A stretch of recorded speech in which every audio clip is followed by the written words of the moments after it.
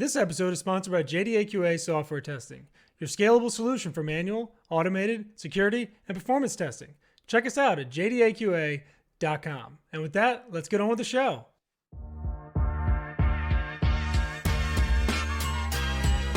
This is The First Customer, hosted by Jay Agnew.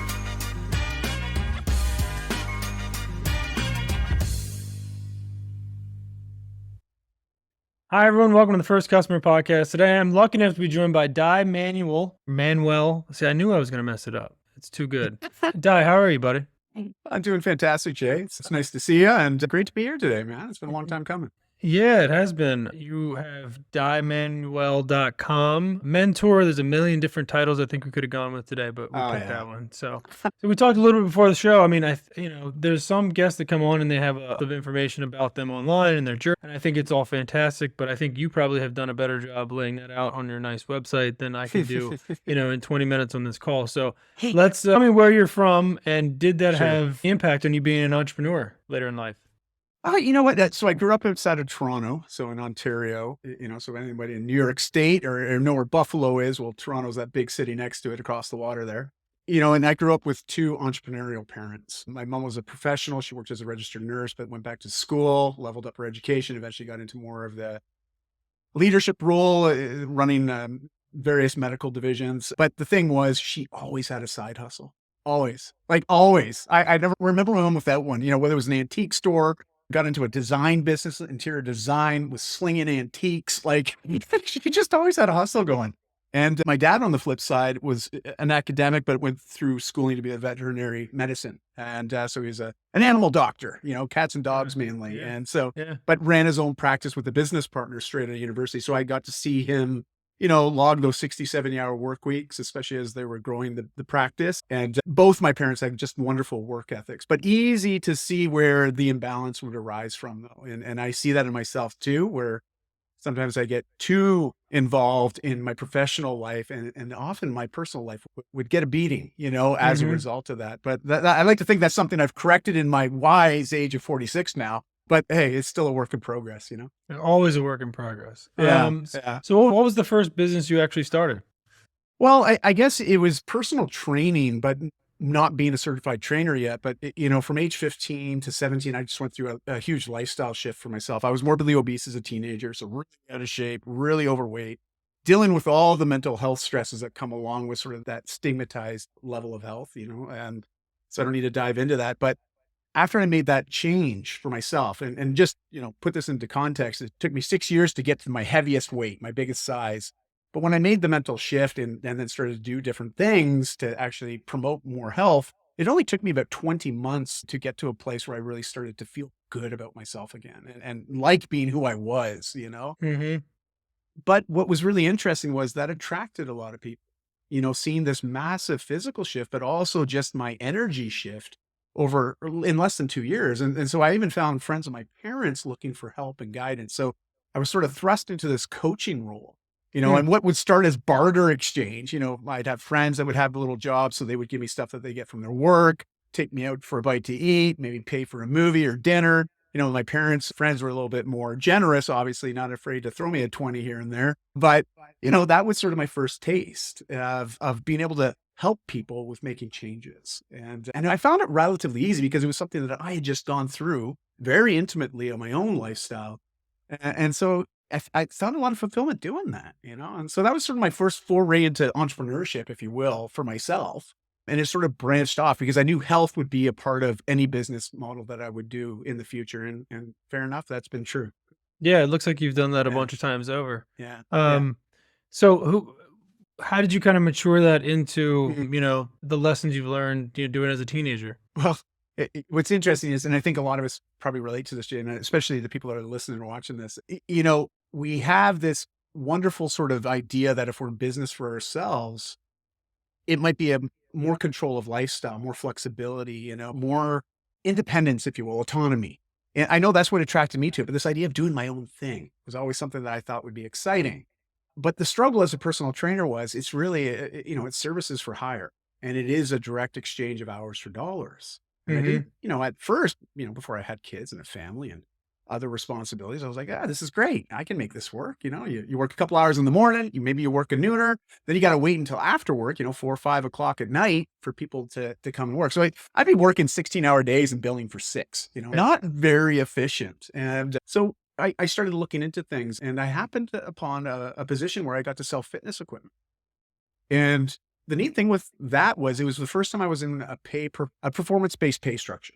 Like it was largely commission and bonuses. And I still didn't quite understand it. I remember being in the interview and being like, okay, so you're telling me the more people I help get healthy by buying these products, you're going to pay me more? And they're like, yeah, that's exactly how it works. I'm like, sign me up, man. I'm in. and I had a knack for it, Jay. I had this ability to just connect with people. And also because of my own story and what I had gone through, that was instant credibility as well as authority. And so I excelled in that role very quickly, becoming one of the top earners in Canada in this national chain I was a part of. And fortunately for me, one of my first business mentors saw that spark in me, and he's like, I can make something out of this. And he was 20 years my senior. So he had already done this, established, a significant business. He was a joint venture partner. And here's the neat thing, and I want to take note of this, like you just got to pretend like you own the business. Doesn't matter where you work. If you act as if you were the owner and you treat it as you were the owner, it's amazing.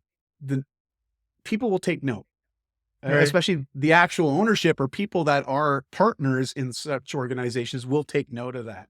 And fortunately for me, that's what happened. I had an opportunity to we branched off from this national chain that he was a partner with to go and start over and start our own company. And it was a hell of a transition, going from a significant marketing budget and infrastructure and logistics we're all taken care of to basically redoing it all.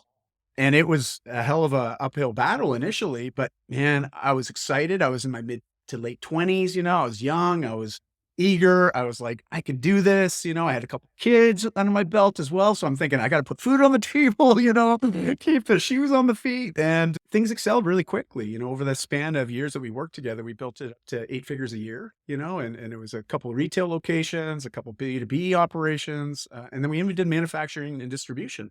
And so it really grew into this omni-channel business. But, I fell out of love with retail. That's the bottom line. And 8 years ago, I transitioned out of that to doing what I'm doing today, which is a lot of my own things again, but more in the coaching, mentorship, and consulting space.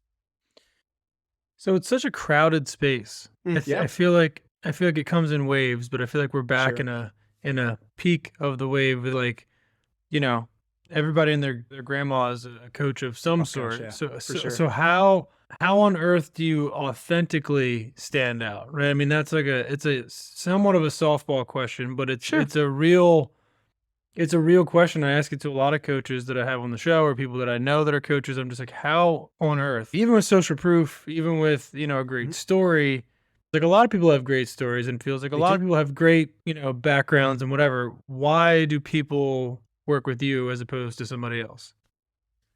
I got a prime example. One of my newest clients that has just come on board for one-on-ones support. He's been following me online for 8 years on LinkedIn. 8 years. He's not on any other social media networks. And this is very common for a lot of the people that I speak to, a lot of these high level, high performers, execs, C-levels, founders, they hang out on LinkedIn, but they don't do any of the other social channels, at least from my experience in my conversation. So I made a conscious decision many years ago, especially based on my old company, that LinkedIn would be a platform I would play on.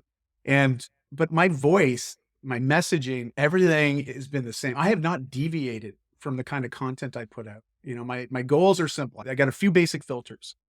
I want to educate, I want to inspire, and I want to motivate.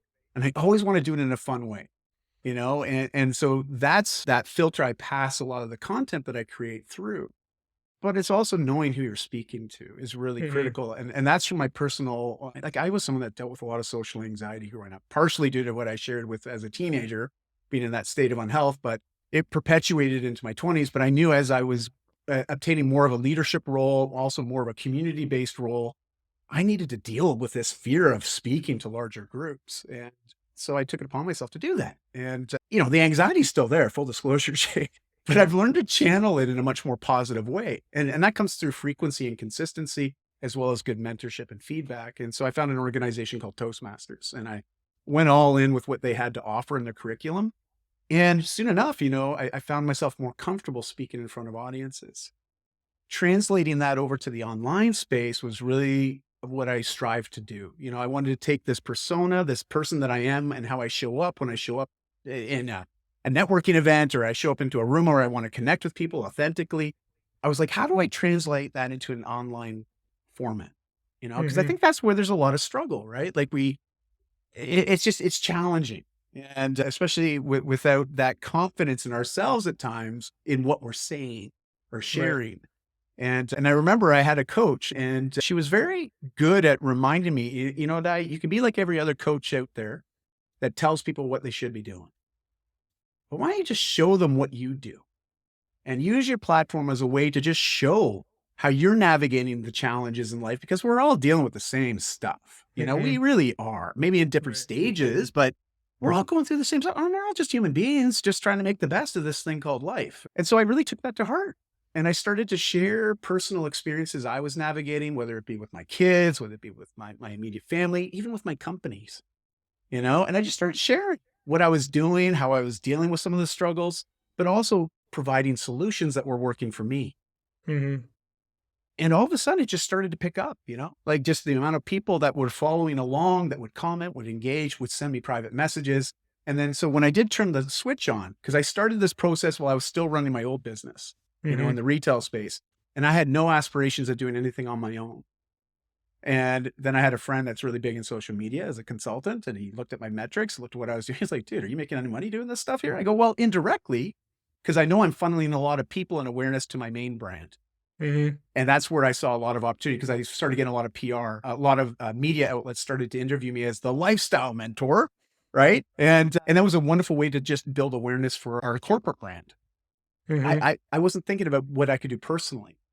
And I think that was very endearing to a lot of the audience, because there was never a hidden agenda to try to sell them a treadmill or something. Right. That authenticity, and the fact that I never tried to sell anybody on anything, but I would always invite them to make a decision, especially with something that would benefit their life, And so indirectly, another way of asking them to do something about it, but maybe not what they were used to when they thought of sales. And so those are a couple little pieces that I found really beneficial. And then the most important thing, Jay, and I think you could probably speak to this really well, just after I've creeped your profiles as well, my man. Good job, by the way. It's consistency and frequency. I don't go to the gym and do one workout and say, I'm fit now, I don't have to go back. My messaging is clear. I know who I'm speaking to, but I'm consistent with the messaging, and frequent enough that people get used to seeing my stuff. And I find that a lot of people just give up before they've really cracked it, I think you're right. I think you hear it all the time from the people who are like, consistency, and you're just like, okay, I get it. And then you get into the grind of it and you're like, this sucks, man. Like it's a grind sometimes, but you got to see it through. And then you get to the other side and it becomes more of an inbound than an outbound exercise. Right. So, totally. So who, just speaking from a business perspective, sure, who is your target customer? Like, who is your best person that, if he comes to you, you're like, I know I can help that guy or that girl. Like, who is that person for you? Like demographically, just in general, who is that person? It's predominantly male, 35 to 55. They are working professionals, founders, owners, C-levels, so they are, let's just say they have discretionary dollars to reinvest. And often they're investing in certain things that give them more monetary gain and recognition, not necessarily reinvesting in themselves directly. And they've recognized, they're at this stage in life where if they don't start to make some changes, that harmony between work-life, or as some people call it work-life balance. I'm like, well, that's just BS. I tried for years to try to create balance between those, and I couldn't. But when I started focusing on how do we make these work together more harmoniously, working together, complementing each other, that's when all of a sudden I felt like I had, I'll be honest, more control, but also more consistency with a lot of the things that matter most to me in life, like family commitments, right? That was a big one. But then I was like, well, here I am building a company. Yeah, it's great, but I'm missing out on all these amazing family opportunities, like whether it be seeing my daughter's recital. I remember missing that. I was like, oh man, watching it on the phone just ain't the same. And so I started making some shifts that way. But this demographic, very specifically, that they struggle, because that professionally they perform at the highest of the highs. But then on the personal side, they feel like they have to compensate with their professional life to mask what they feel is inequalities in their personal life. And that chasm there is very scary, because a lot of us put a lot of stuff into that to try to fill that void, but they're really just distractions. Like for myself, I had a 15-year very poor relationship with alcohol, and it was interesting, but as more professional demands came on me, my drinking increased as well, proportionately. And to be fair, that's what was being modeled by everybody else I was networking with at that time. That was normal.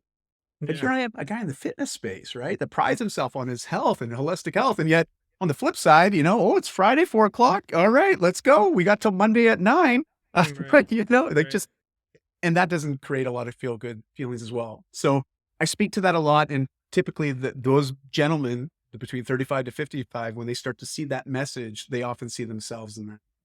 And that's where, there's that inspiration that, maybe there is a way that I can reclaim this about myself. And I always just say, you're one conversation away from making the change that will literally make the biggest impact in your life, but you got to make time for it, right? I think that's very accurate. Kind of the website, you've got a few different, main services that you provide. Sure. How do you see yourself kind of tying all those things together? Can help you with all these different things while producing a cohesive message, right? Because there's so many different avenues you can go. Like, how are you, and is it just kind of relating back to your story and the one people you help? Like, what is the way that you're really promoting? Because I guess I could see somebody being confused. Like, well, what is it? Well, what is it that Dai is going to help me with? Like, what? So, how do you make sure that they know, what they're going to get from you and what they can benefit from? Great question, Jay. And I wish my new site was live. It was supposed to be live last month, but they're trying to port over 1,800 of my articles that I've been blogging since 2007. So it's delayed the launch of my new site, but we had a whole new structure and I've redone the whole flow, or really story branded it quite well. And so my new site will be much more effective at helping eliminate some of the confusion, because that is exactly the thing that I've struggled with as well. And I think it's a lot of the time I've been sort of rediscovering myself these last, I'd say 5 to 6 years. Just trying to figure out what is it that I really get excited to do, that I would do all day long, and not feel like it's a drain, feel like I actually get recharged by doing that. And I realized for me, one-on-one coaching, even though not scalable, I get so much fulfillment from that, because I've really developed these very significant relationships with these people that I've supported. And I value those relationships very well. And so I have limited inventory. So I know that takes care of all my basic needs. Everything else that I do in my business is really just the fun stuff, the forward-facing stuff. So I still do a lot of keynoting. I sort of limit myself to 6 to 8 a year. I don't really do much more than that, because it often involves travel. And unless my family's coming with me, I'm not keen on travel like I used to be, especially being that time away from fam. But then there's also some consulting. And I have to be honest, this is more through LinkedIn. People that know my professional background will ask me to come and help them with their businesses. I don't market myself as that. You can go on my social, no one would think that's what I do, but I get people that it's all word of mouth referrals and then inquiries that way. So I have to be full disclosure on that. That's just based on history and what I've done and what I've done well. But I don't want to be a business coach, I don't want to be a business consultant. I like doing it, but it's these more holistic conversations that I get a lot more fulfillment from.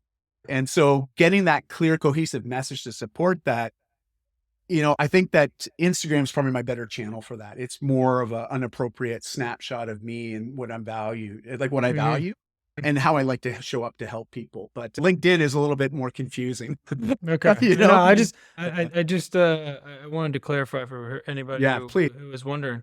Well, it gives people hope though. It speaks to a few things. It speaks to you continuing to evolve, right? Because it's very easy for this snapshot of what you see of somebody to think that that's who they are, that's what but everybody's always up or down or sideways or whatever. You're changing, you're improving your messaging, you're doing different things, you're kind of locking in what it is. Maybe a year from now, you're like, you know what? I found some vein of business coaching that I really like to do. And maybe that's what you're kind of, so there's always kind of an evolution. And I think that's a great thing to point out, because there's no like, I mean, I don't know how people work in like the coal mines and stuff for like 40 years. Mm, You know what I mean? It's like, how do you go in and do the same thing? And you could equate that to like a, you know, a modern day corporate job where you're just going in and punching in and you're sitting in your cube for 8 hours a day. I mean, it's just like that grind down. So it's good to have that constant evolution. I think that's how you improve. And I think that's, you know, I'll definitely check out your new website when it's live. Do you thank you. remember who your first customer was? Well, so when I got into the equipment space, I remember my first big sale. Like I remember some of the smaller ones, but at the time when I got into equipment sales, this is back in late 90s, early 2000s. And Bill Phillips had come out a few years prior with his program called Body for Life. I don't know if you remember that, but it might be Maybe. before your time, Jay. Like I know you're younger than I, but it Not still much. gets circulated out there. So Bill Phillips, I thought was genius. You know, he was really not a direct mentor, but I looked at what he did professionally, and I was like, wow, that's awesome. Right. Because to put this into context for people, he built this entire sort of think about it like a three-prong approach to mass marketing, but also he did amazing volume. He had a supplement company called EAS. He had a publishing company called Muscle Media. And then he had this book called Body for Life. And the neat thing was this program leveraged the exposure through his publication. This is like, again, before social, right? And yet he was like, you can do this program, eat these types of foods, or, you know, just replace it with one of these shakes and one of these bars. And Right. it was like novel at the time. Like now, I mean, it's wash, rinse, repeat. We see a lot of people doing that, but it was so novel. And I remember at the time I did his program, and dude, I got such great results, but he also encourages you to take your before and after photos. And so where I'm going with this is I remember I just finished, you know, another round of that. It's about 12 weeks to do it. And I was like looking pretty diced, feeling good. You know, my energy was reflective of how I was feeling on the inside. And I remember this guy came in, he's like, yeah, just moved into a new house. We have a den space. We want to put a gym in.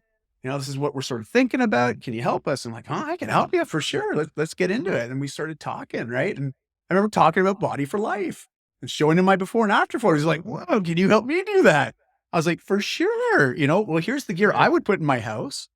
And this is the craziest thing. This is where I really found out, you know, we're just all human beings trying to connect with somebody. And if you just open up to have an honest conversation and just really put yourself out there, be a little vulnerable, you'd be surprised at the amount of trust that someone will put in you, you know, in a good way. I'm not talking about misleading people here, you know, Right. I'm talking about getting them what they need. And I remember him just saying, what would you put in this space if, you know, we're building it for yourself? And I was like, Right. you really want to know that? And he was like, Right. yeah. And I started making out this list. And I remember going, okay, everything except for that. I don't really like the rowing machine. I'm not a big fan of rowing. I love rowing. And I was like, okay, great. Remember, it was like a $25,000 package. And, you know, that's a lot of fitness equipment for a home, you know, but Right. Yeah. he's got everything he needs and then Right. some. And my commission on that was awesome. Like, I was like, Yeah. holy smokes, you know, like I made more on that deal than I would do in a week's worth of personal training, Right. you know, and that's where Right. things really solidified for me, you know, and that's what also got me really excited. I was like, man, I not only do you get to help somebody, but at the end of the day, I don't got to create a program. I don't have to go to their house. You know, like, I don't have to do all this extra follow-up stuff and continue to babysit the person for the next 12 weeks. No, I love that. And It's a great story. that was That's the a first great one, story. the first real big one, you know? Well, I think people and even myself struggle with the concept of, you know, you're not selling, you're helping somebody Yeah. because they feel like two separate things, right? They Mm. feel like if I'm going to help somebody, I'm going to just help them and I'm going to just give them this time or this advice or this whatever. And if I'm going to sell somebody something, I'm going to sell to them. And it's like this different thing. But once you kind of realize that the best salespeople, I think, figured this out hundreds, probably thousands of years ago, is like, if you do lead with helping someone, that typically leads to opportunities for business. And like, Yeah. there's nothing disingenuous about that. If you go in with the actual mindset that you want to leave them better than you came there, right? You're trying to help Yes. them. It's the same thing as when I sell QA services, right? For the longest time, I was just trying to win clients and do all this stuff. And like, when it finally clicked to me, like, oh, if I can help them solve that problem, not only do I help them, they're going to refer me to somebody else. They're going to have a great product. We're going to be a better company because we're delivering actual value and the people that are doing the work know they're delivering. So it's like just this overall holistic, like, things are going to be better if you switch from selling stuff to helping people, but it has to be in a genuine way, because on the complete flip side of that, there are the, like you kind of pointed out earlier, the less than honorable. And it's so transparent these days, right? Like, you know, when somebody's like, I'm just trying to help you. And you're like, no, you're not. Like, you're trying to sell me something, right? I mean, we all know that guy, right? It's like the, Yeah. the salesman at the car dealership, or the, guy online that's trying to help you do whatever. Like, we know that's leading to a sale because it feels disingenuous. But if you can do it in a way that is genuine, people Yes. can tell. And like you helping that guy, he probably felt like, you were giving him an honest shake. You were telling him, like, here's what I would use in my place because these are my results. And it kind of, that story just ties together, proof from your own story.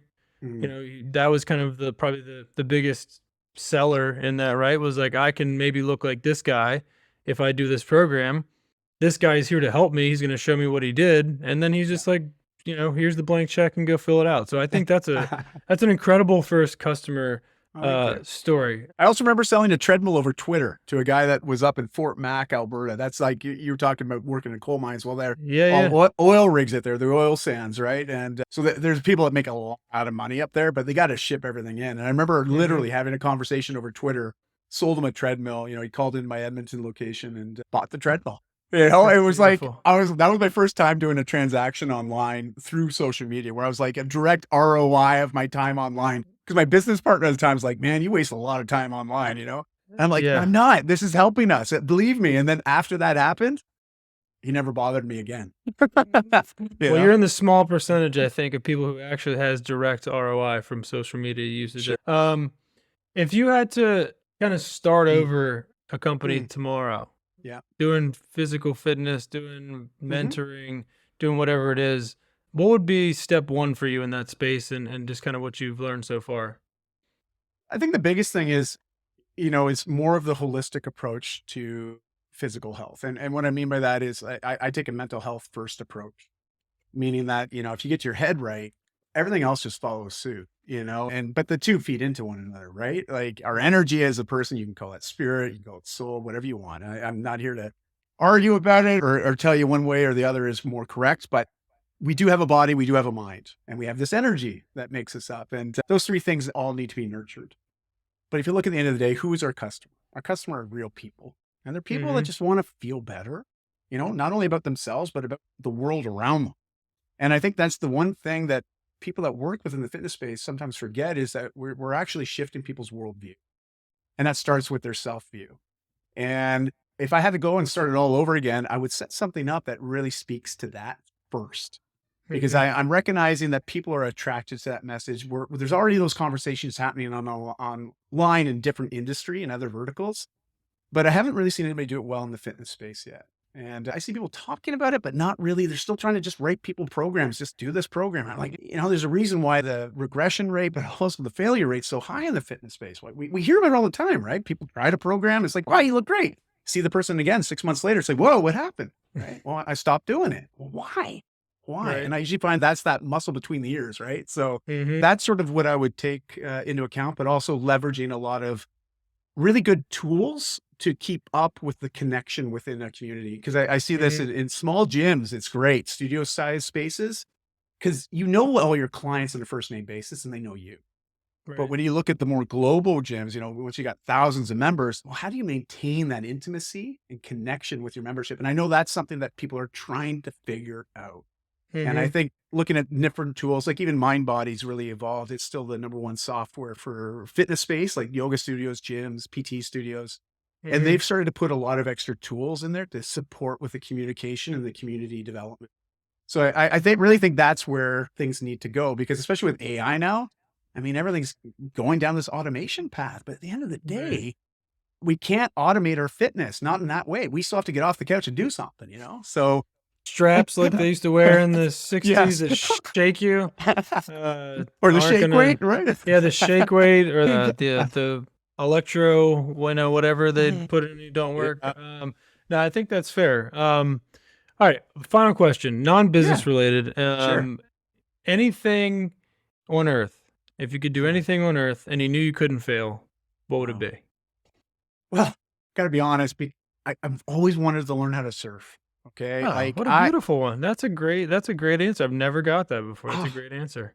I've tried. Okay. I am a really good sinker. So that's why I'm not a great swimmer. And also when I was trying to learn to surf, I really couldn't get it. There was something going on in my head. I just could not make the physical connection to the sport, but it was something that I really wanted to learn. And I still do today. Canada too, right? I mean, that's not like you have year round to like go out there and try. Not without a wetsuit. Yeah. A heated wetsuit. Surfing. I love that. I've never gotten that answer before. All right. Well, obvious, very inspirational guy. Dai, it's very nice meeting you. If you want to reach out to you, I'm guessing DaiManuel.com. Yeah. Or actually the cool thing about having a unique name is any social media platform I'm active on, if you just search my name, you'll find me. I'm the only one with it. I was going to say that, man. Your SEO must be beautiful. Like, because it's good. There's no like finding anybody else if they're looking for you. You definitely came up high in the ranking. So thank you. All right, man. Well, I'm sure people will look you up. We'll link all your stuff in the bio. And it was awesome meeting you, brother. Have a good rest of your week. All right. Likewise, Jay. Thanks you so much. See you, man. Later.